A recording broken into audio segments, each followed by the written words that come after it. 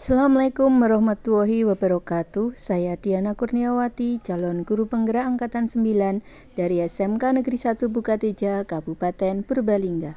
Kali ini saya akan memaparkan demonstrasi kontekstual modul 3.1 pengambilan keputusan berbasis nilai-nilai kebajikan sebagai pemimpin. Wawancara dengan kepala sekolah. Bapak Sutowo SPD MM sebagai Kepala Sekolah SMK Negeri 1 Bukateja dan Bapak Imam Nisfusofar SPD sebagai Kepala Sekolah SD Negeri 1 Kalitinggar.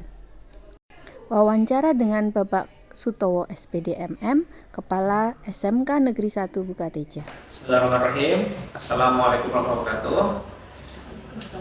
Assalamualaikum warahmatullahi wabarakatuh. Terima kasih pada Bapak Sutowo, Kepala SMK Negeri Bukateja yang berkenan untuk mengikuti kegiatan wawancara untuk modul 3.1 pada kesempatan siang hari ini. Mungkin sebelum kita mulai, perkenalan dulu Pak, pengalaman jadi guru, menjadi kepala sekolah seberapa tahun biar kita ada background untuk diskusi dan wawancara. Terima kasih Pak Yusran Budiana. Saya Sutowo SPD MM, Kepala SMK Negeri 1 Bukateja.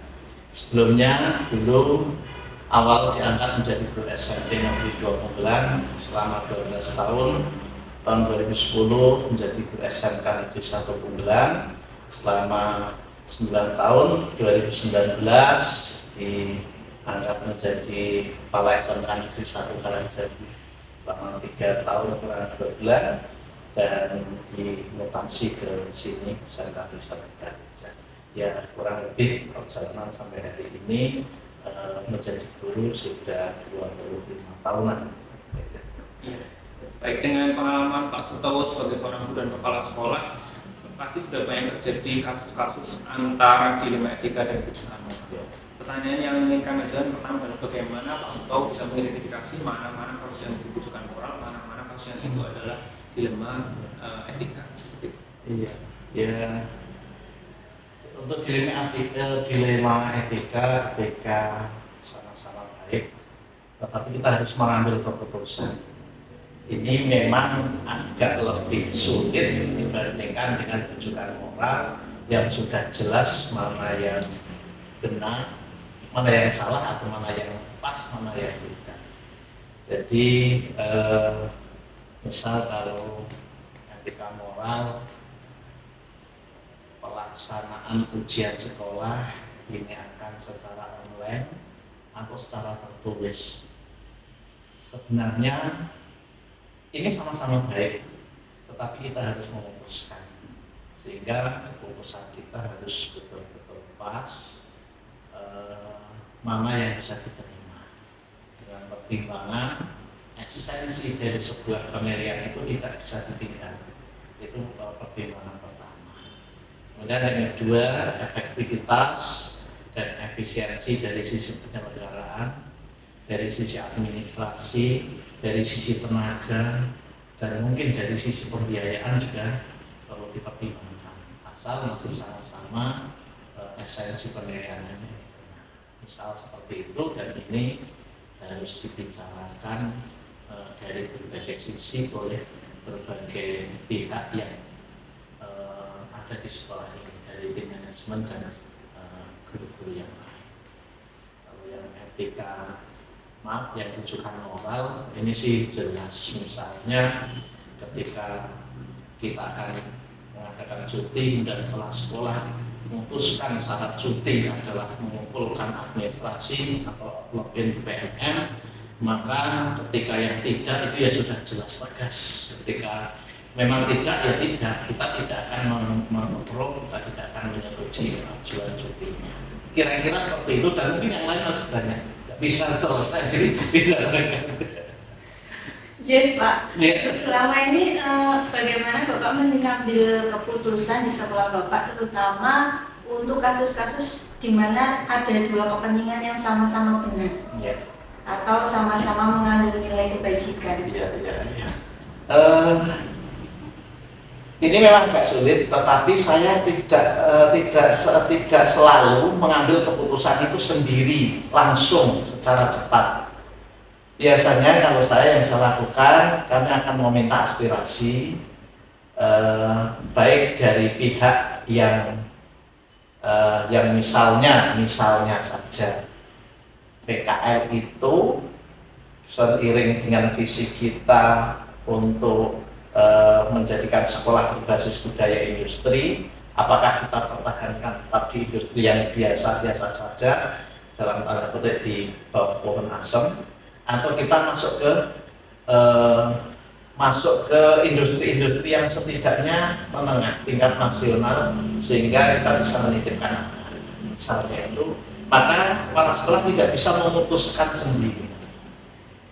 Keputusan ada di kepala sekolah, tetapi kita harus melalui pembicaraan, kita libatkan Kakom, ketua kompetensi keahlian, kita libatkan tim humas, kita pada akhirnya kemudian kita rembuk di tim manajemen yang akhirnya nanti menjadi keputusan diambil oleh kepala sekolah, tetapi melalui rembukan terlebih dahulu. Menurut saya itu lebih baik daripada kepala sekolah segera mengambil keputusan. Berarti tadi sudah dijelaskan oleh Pak Suto ya, ada prosedur-prosedur yang harus dilewati ya, mulai dari tadi mencari aspirasi, kemudian minta pertimbangan dari para manajemen, dan kemudian nanti akhirnya juga dari tingkat panitia pelaksana juga nanti dipertimbangkan aspirasinya, dan nanti baru diambil keputusan untuk langkah-langkah pengambilan prosedur untuk pengambilan kasus-kasus yang bersifat dilema etika seperti ini, Pak. Selanjutnya, hal apa saja yang selama ini sudah Bapak anggap efektif dalam pengambilan keputusan pada kasus-kasus yang dilema etika ini, Pak? Yang menurut saya efektif itu ketika kita sudah melibatkan berbagai pihak yang berkepentingan di sana, kemudian orang yang akan berkenaan dengan hal tersebut itu tidak merasa terpojokan, tidak merasa tersinggung, dan sedapat mungkin keputusan kita bukan keputusan pribadi, tapi muncul berupa kebijaksanaan sekolah atau penegakan SOP sekolah. Ya, misalnya lah, dalam hal pengelolaan barang-barang atau inventaris barang, maka ketika kita melihat bahwa bagaimana ini orang mengambil barang, begitu ngambil nyatet, tidak pernah kemudian kita cek barangnya ada berapa, nanti belanjanya seperti apa, maka kita tidak melakukan terus nyetok itu.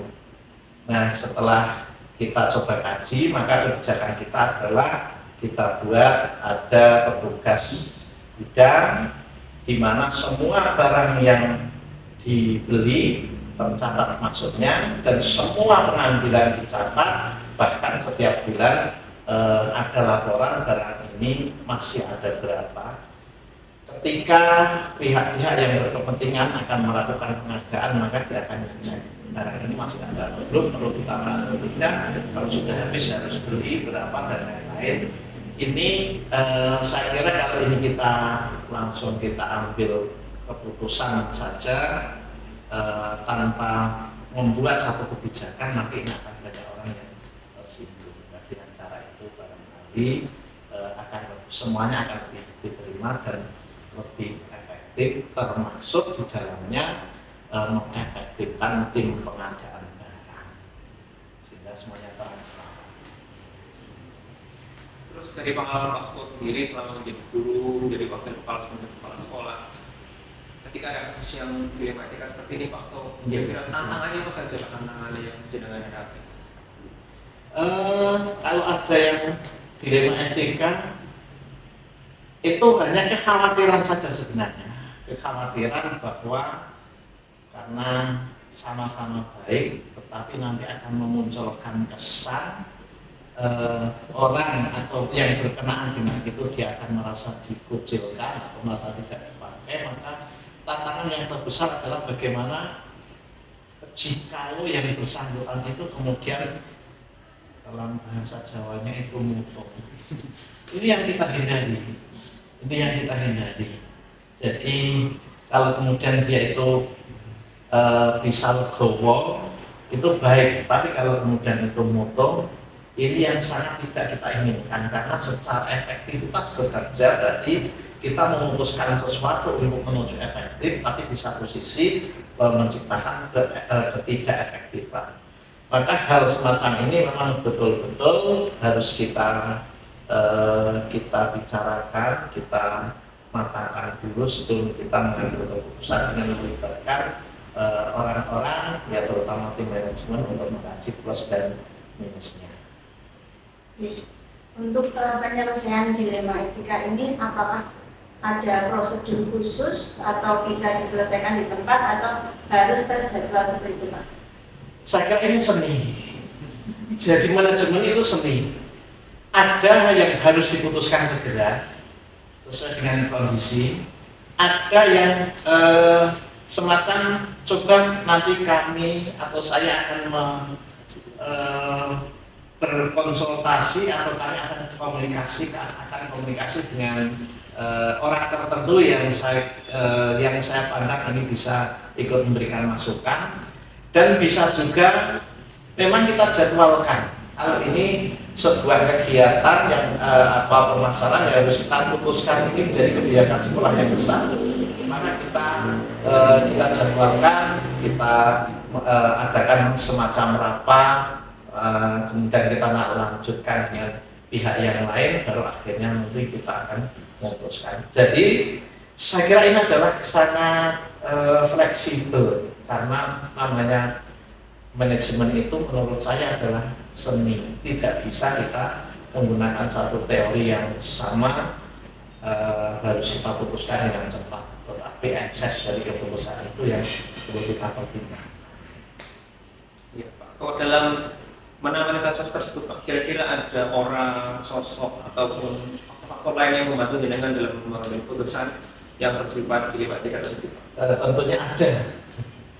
Ya, secara legal formal ya teman-teman yang berada di tim manajemen sebagai kepala sekolah itu terutama yang menjadi teman kami dalam mengambil keputusan. Bahkan nampaknya nyaris tidak pernah mengambil keputusan hanya dengan satu kepala saya sendiri sebelum saya bicarakan dengan tim manajemen, kecuali itu berkaitan dengan pribadi yang orang itu berada di hadapan saya, dia minta diputuskan segera. Misal ada orang yang mau mutasi misalnya, itu kalau memang dia mau mutasi, ya kalau memang awal menghadap maka asalkan bicara normatif bahwa aturannya ini, kemudian saya bisa menjawab saya rekomendasi atau tidak saya rekomendasi. Tapi kalau dia juga berlanjut, maka ini sudah menjadi bahasan atau menjadi bagian dari pekerjaan manajemen bersama-sama. Jadi semua hal yang telah Bapak sampaikan ini mendapatkan inspirasi yang besar bagi kami. Menurut Bapak, pembelajaran apa yang dapat dipetik dari semua kasus-kasus yang pernah diselesaikan melalui dunia semakin mendewasakan sebuah sekolah, sehingga kalau kepala sekolah itu lebih lama di sebuah sekolah, maka idealnya sekolah itu akan semakin maju. Sehingga ya kalau kita lihat swasta itu kadang-kadang kalau memang itu betul-betul memiliki visi yang mantap, itu dia akan lebih maju dibandingkan dengan negeri. Yang seharusnya negeri kalau sudah 2 tahun ya sudah tidak ganti. Kita bayangkan ketika kita sudah kencang-kencangnya dengan sebuah visi, kemudian diganti dengan orang baru, mungkin dengan visi yang lain atau mungkin secara pribadi itu berbeda dengan kepala sekolah sebelumnya, maka ini akan merubah. Jadi ya menurut saya dari permasalahan itu akan memberikan pelajaran yang sangat berharga untuk semakin memajukan sekolah. Ya, terima kasih Pak Ketua atas waktunya. Semoga diskusi ini akan memberikan inspirasi bagi kami dan rekan-rekan yang menonton video ini. Terima kasih. Demikian video yang bisa kami sampaikan pada wawancara untuk 3.1 ini. Dari kami, wassalamualaikum warahmatullahi wabarakatuh. Waalaikumsalam warahmatullahi wabarakatuh. Wawancara dengan Bapak Imam, Kepala SD Negeri 1 Kalitinggar. Assalamualaikum Pak Imam. Waalaikumsalam warahmatullahi wabarakatuh. Ini terima kasih waktunya sudah menyempatkan untuk wawancara dengan saya. Ini saya ingin menyampaikan beberapa pertanyaan terkait tugas kami di pendidikan guru penggerak, Pak. Mungkin sebelumnya riwayat Anda sebelum menjadi kepala sekolah dan selama menjadi kepala sekolah ini seperti apa, Pak? Ya, saya dulu pernah di SD Negeri 1 Kaligampang selama 4 tahun, kemudian diberi tugas tambahan dari kepala sekolah di SD Negeri 1 Kaligampang dari berjalan 4 bulan. Kepala sekolah baru Ya, siap. Ya. Selama ini bagaimana Bapak dapat mengidentifikasi kasus-kasus yang merupakan dilema etika atau kritikan moral?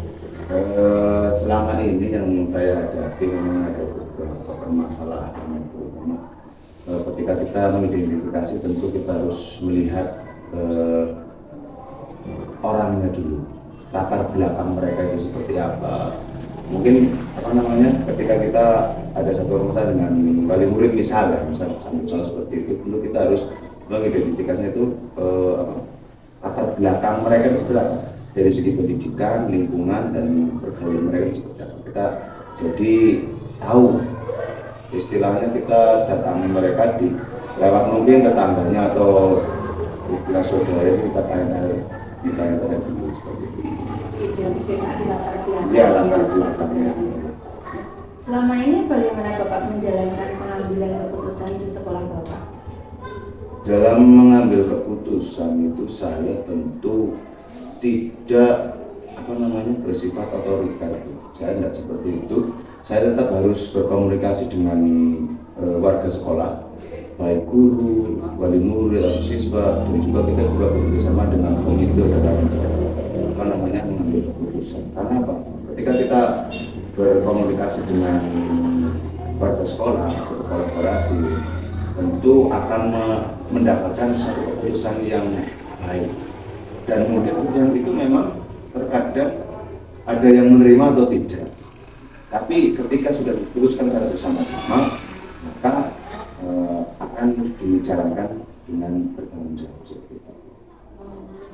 Kalau misalnya ada kasus-kasus ini ada dua kepentingan yang sama-sama benar atau sama-sama mengandung nilai kebajikan, ini bagaimana Bapak melihatnya? Ketika saya menghadapi masalah tersebut, tentu kita juga harus melihat siapa yang berkonflik atau bermasalah. Jadi kita harus tidak hanya mengambil jawaban atau permasalahan dari salah satu orang. Misalkan ada permasalahan guru dengan guru, kita harus ambil dua-duanya. Dan sekarang saya bersama-sama kita tanya mereka mana yang jadi intinya kita tidak memihak salah satu pihak. Kita harus si A harus ditanya, si B juga ditanya, dan kita tampung, kita satukan permasalahan sebenarnya seperti ini. Dua-duanya. Iya, dua-duanya dipanggil menyamakan permasalahannya seperti apa. Dan langkah-langkah atau prosedur seperti apa Pak yang biasa Anda lakukan selama ini? Yang saya lakukan selama ini selama 4 bulan itu komunikasi. Kita harus saling berkomunikasi agar supaya kita mengurangi permasalahan yang ada. Mengurangi permasalahan yang ini seperti itu. Harus komunikasi baik dengan pihak sekolah dan pihak lingkungan sekolah, pihak sekolahnya juga, warga sekolahnya, dan paling utama tentu kita harus bisa koordinasi dengan komite sekolah. Hal-hal apa saja Pak yang selama ini Anda anggap paling efektif dalam pengambilan keputusan pada kasus dilema etika? Kalau menurut saya itu adalah komunikasi. Tentunya harus komunikasi itu yang paling utama, yaitu menyelesaikan sebuah permasalahan dilema etika. Komunikasi antar sesama saya dengan rekan saya seperti itu. Selama ini hal-hal apa saja Pak yang merupakan tantangan dalam pengambilan keputusan dalam kasus-kasus dilematika ini? Tantangan yang saya hadapi sementara itu adalah pengambilan keputusan itu rasa kasihan kadang rasa kasihan atau bagaimana itu intinya saya kadang-kadang mengambil keputusan saya kasihan sama dia seperti ini, tapi nanti kalau saya kasihan yang sini loh ini juga lebih kasihan dia sama itu kadang-kadang saya juga masih bingung dalam seperti itu, tapi tentu kita harus berada dalam satu jalan intinya sesuai dengan aturan yang ada seperti itu, tidak memihak manapun gitu. Netral ya, posisinya netral. Apakah selama ini Anda melakukan sebuah tata kala atau jadwal tertentu Pak dalam pengambilan keputusan dalam dilema etika ini? Dalam menghadapi masalah dan satu memutuskan ya. Ketika menghadapi masalah tentu kita harus melihat masalahnya seperti apa. Mungkin kalau masalahnya bisa diselesaikan di waktu itu ya kita selesaikan di waktu itu. Kalau masalahnya tidak bisa diselesaikan pada waktu itu ya kita harus menunggu istilahnya adem istilahnya dalam bahasa Jawa itu adem dulu biar pas kan. Kadang kita menghadapi permasalahan itu kadang orang kalau sedang emosi tingkat tinggi mungkin langsung diselesaikan itu mungkin dia malah tambah marah gitu. Harus kita lihat dulu psikologinya seperti apa, kemudian kita pelajari. Setelah itu baru setelah mungkin 1 minggu atau 2 minggu baru kita selesaikan masalah tersebut. Berarti prosedurnya tergantung sesuai dengan keadaan permasalahan seperti apa. Sesuaikan dengan permasalahan yang dihadapi. Adakah seseorang atau faktor-faktor yang lain selama ini yang mempermudah Anda Bapak dalam pengambilan keputusan dalam kasus-kasus dilema etika? Untuk pengambilan keputusannya, ya, ada yang membantu atau? Ya tentu semua rekan sejawat saya tentu mau membantu. Kita harus berkolaborasi dengan mereka untuk mengambil sebuah keputusan yang baik demi penyelesaian masalah yang ada. Di sini juga ada kemarin ya, ada permasalahan ya sebenarnya sudah bisa diatasi di sekolahan, tapi ternyata ada yang tidak puas. Kan kadang kita mengambil keputusan ada yang puas atau tidak. Padahal di sini saya sudah berdiri netral, tidak menyaksikan si A dan si B. Kondisinya seperti itu. Jadi mungkin menurut Bapak sudah selesai, tapi ternyata di belakangnya belum. Kadang seperti itu. Kadang keputusan kita, makanya saya itu harus bisa, jangan keputusan saya harusnya. Memang saya tidak seperti itu. Itu bukan keputusan saya, keputusan mereka yang bersalah melakukan kesalahan itu. Jadi mereka silakan ketemu dengan saya dan mereka harus menyelesaikan masalah itu sendiri. Saya hanya menjembatani saja.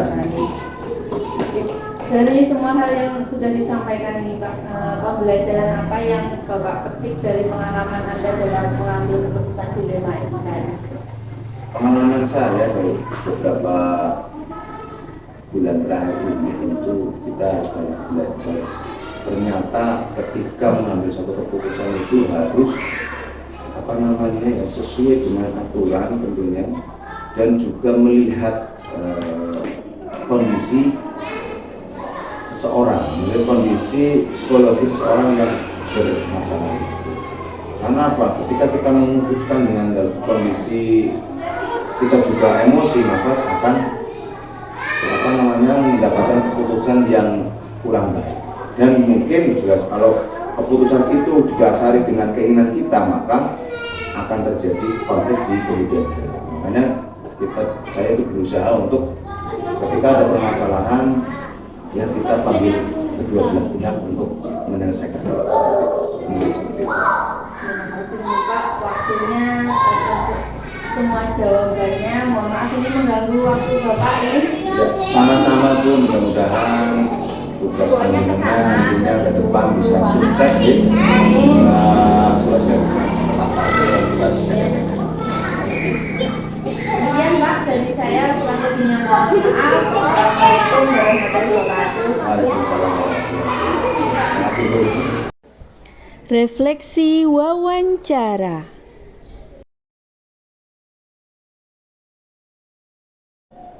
Assalamualaikum warahmatullahi wabarakatuh. Berikut akan saya berikan refleksi dari wawancara yang telah saya lakukan dengan Bapak Sutowo SPDMM sebagai Kepala Sekolah dari SMK Negeri 1 Bukateja dan Bapak Imam sebagai Kepala Sekolah dari SD Kalitinggar.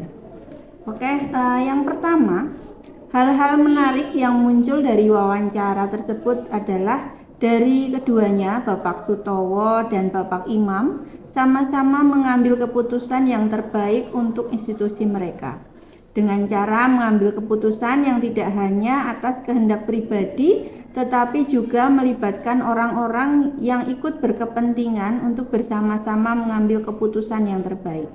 Dari hasil wawancara saya, Pak Sutowo dan Pak Imam sudah menerapkan 4 paradigma dilema etika.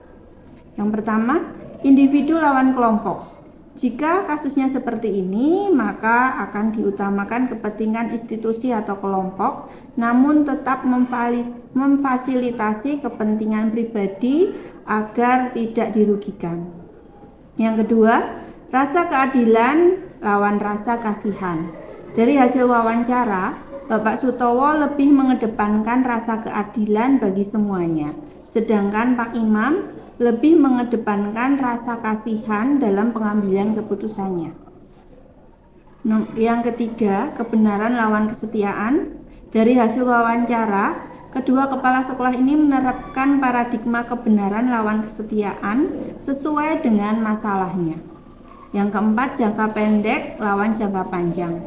Dalam wawancara, keduanya saya belum menemukan hasil penyelesaian masalah dengan paradigma jangka pendek melawan jangka panjang, dikarenakan dalam pertanyaan dalam LMS tidak menampungnya. Kemudian dari hasil wawancara saya dengan Pak Sutowo maupun Pak Imam sudah menerapkan 3 prinsip dilema etika, yaitu berpikir berbasis hasil, berpikir berbasis peraturan, dan berpikir berbasis rasa peduli yang penggunaannya disesuaikan dengan masalah yang dihadapinya. 9 langkah pengujian sudah diterapkan walaupun tidak berurutan dan ada beberapa yang terlewat. Dari hasil wawancara dengan kedua kepala sekolah ini, persamaannya adalah keduanya sama-sama mengambil keputusan tidak hanya diputuskan sendiri, namun berkonsultasi dengan rekan kerja atau anak buahnya, sehingga dalam pengambilan keputusan menghasilkan keputusan yang terbaik, kecuali ada beberapa kasus pribadi yang sifatnya harus diputuskan secara segera. Perbedaannya adalah jika Pak Sutowo itu lebih mengedepankan rasa keadilan bagi semuanya, sedangkan Pak Imam itu lebih ke rasa kasihan. Jadi jika mengambil keputusan yang ini kasihan kepada yang si A, tapi juga saat yang bersamaan juga kasihan terhadap si B, seperti itu. Yang menonjol dari Pak Sutowo adalah karena beliau sudah berpengalaman bertahun-tahun menjadi kepala sekolah, maka keputusan yang beliau ambil lebih beragam dibandingkan dengan Pak Imam yang baru menjabat sebagai kepala sekolah selama 4 bulan. Tentu saja permasalahan yang dihadapi oleh Pak Sutowo lebih banyak daripada yang dihadapi oleh Pak Imam. Rencana ke depan dari para pemimpin yang akan menjalani pengambilan keputusan yang mengandung unsur dilema etika adalah mengambil keputusan yang tidak beresiko atau berdampak negatif bagi salah satu pihak. Efektivitas pengambilan keputusan mereka dapat diukur dengan hasil dari keputusan tersebut berdampak positif pada instansi yang dipimpinnya. Apakah orang yang berdampingan akan puas dari hasil keputusan tersebut?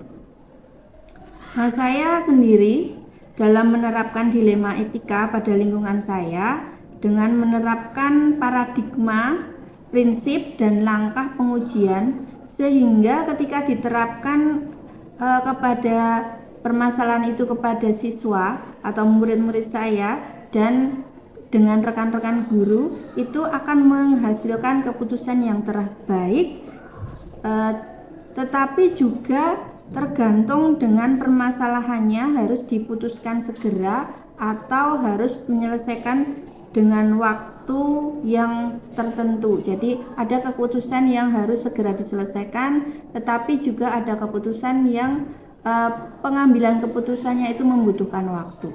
Demikian. Dari hasil video, tulisan atau naratif yang saya buat menurut saya sudah cukup jelas. Namun agak sedikit terganggu dengan backsound yang masuk pada saat pengambilan video wawancara karena kami pengambilan videonya itu ada di sekolah sehingga di sana ada siswa dan lain sebagainya sehingga ada backsound yang masuk. Durasi waktu dan panjang tulisan menurut saya sudah cukup untuk mencakup materi yang disampaikan dan intisari yang ingin disampaikan. Semuanya sudah pas, tidak terlalu panjang tetapi juga tidak terlalu cepat sehingga maksud dari intisari yang diberikan oleh kedua kepala sekolah ini dapat tersampaikan dengan baik. Demikian refleksi yang saya sampaikan pada modul 3.1 ini, semoga dapat bermanfaat bagi kita semuanya. Wassalamualaikum warahmatullahi wabarakatuh.